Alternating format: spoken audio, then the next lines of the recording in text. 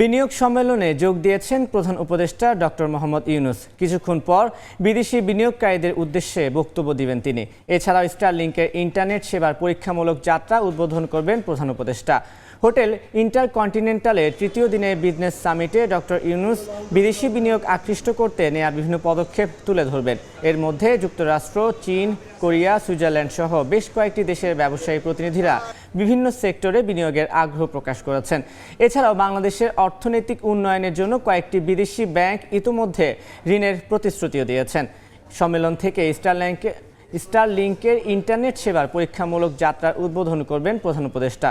এর মাধ্যমে মহাকাশ ভিত্তিক কৃত্রিম উপগ্রহের ইন্টারনেটের ব্যবহারে এগিয়ে যাবে বাংলাদেশ।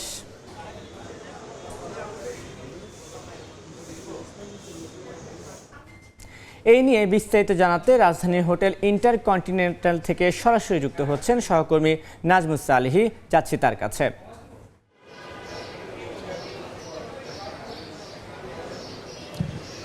বিনিয়োগ সম্মেলনের যে মূল ভেন্যু সেখানে ইতোমধ্যে প্রবেশ করেছেন প্রধান উপদেষ্টা ডক্টর মোহাম্মদ ইউনূস। তিনি মূলত সেখানে আজকে বক্তব্য রাখবেন। বিদেশি যারা ইনভেস্টর যারা এখানে এসেছেন, যারা বাংলাদেশে ব্যবসা করতে আগ্রহী অথবা বাংলাদেশে তারা ব্যবসার জন্য যারা বিভিন্ন ধরনের সহযোগিতা চেয়ে আসছিলেন এতদিন, তারা আসলে কিভাবে উপকৃত হতে পারে তাদেরকে, সে উদ্দেশ্য প্রধান উপদেষ্টা আজকে বক্তব্য রাখবেন। আপনি জানেন যে 3 দিন ব্যাপী চলছে, আজকে 4 দিন ব্যাপী যে বিনিয়োগ সম্মেলন, তার আজকে তৃতীয় দিন। এই তৃতীয় দিনে প্রধান উপদেষ্টা ডক্টর মোহাম্মদ ইউনূস বিদেশি বিনিয়োগ আকৃষ্ট করতে বিভিন্ন ব্যবসা প্রতিষ্ঠানের যারা প্রতিনিধিরা এখানে এসেছেন তাদেরকে তিনি বাংলাদেশ কতটা বিনিয়োগ বান্ধব হয়েছে এবং বাংলাদেশ সরকারের পক্ষ থেকে বিনিয়োগকে আরও স্থিতিশীল করতে কী কী ধরনের উদ্যোগ নেওয়া হয়েছে তিনি তা বিদেশি সব প্রতিনিধিদেরকে অবগত করবেন এবং তিনি তুলে ধরবেন তার পলিসি। আপনি জানেন যে গত 3 দিন ধরে বাংলাদেশের বিভিন্ন সেক্টরে বাংলাদেশে যারা এসেছেন এই বিনিয়োগ পরিস্থিতি দেখতে এবং যারা ব্যবসায়ী আগ্রহী, ইতিমধ্যে তারা অনেকেই তাদের ব্যবসার কথার আগ্রহ তারা কিন্তু জানিয়েছেন এবং অনেকেই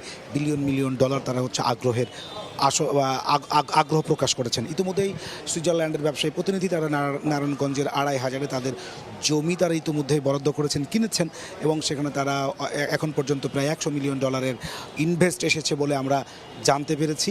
পাশাপাশি চীনের যে ব্যবসা প্রতিনিধিরা যারা রয়েছেন তারা মূলত মোংলা পোর্ট কেন্দ্রিক আরও একটি তারা তাদের এই ইকোনমিক জোন করার জন্য তারা প্রস্তাব করেছেন।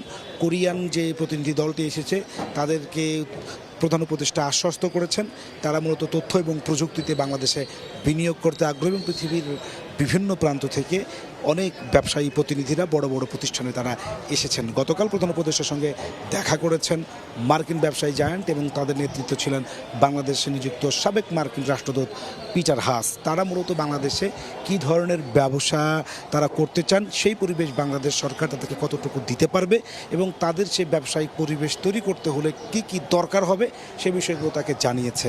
মূলত এই 2 দিন বা 3 দিন 2 দিন ধরে বাংলাদেশে অবস্থান করা অথবা বাংলাদেশ পরিদর্শন করছেন, বাংলাদেশের ইকোনমিক্যাল জোনগুলো পরিদর্শন করছেন।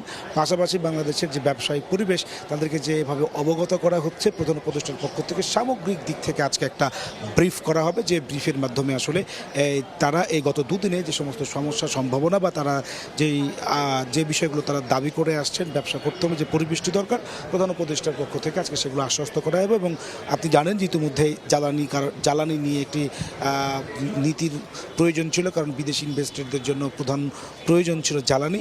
গতকালকে কিন্তু সরকারের পক্ষ থেকে ঘোষণা দেওয়া হয়েছে যে নতুন জ্বালানি নীতি সরকার ঘোষণা করবে। পাশাপাশি আজকে বাংলাদেশের জন্য বড় একটি খবর, সেটা হচ্ছে যে স্টারলিংকের যে ইন্টারনেট সেবা সেটির আজকে পরীক্ষামূলক ব্যবহার শুরু হবে বাংলাদেশে।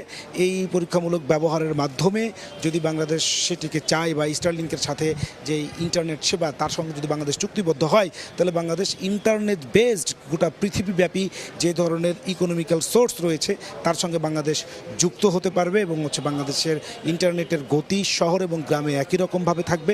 পাহাড়ি অঞ্চলগুলোতে ইন্টারনেটের যেই গতি তার স্বাভাবিকতা থাকবে।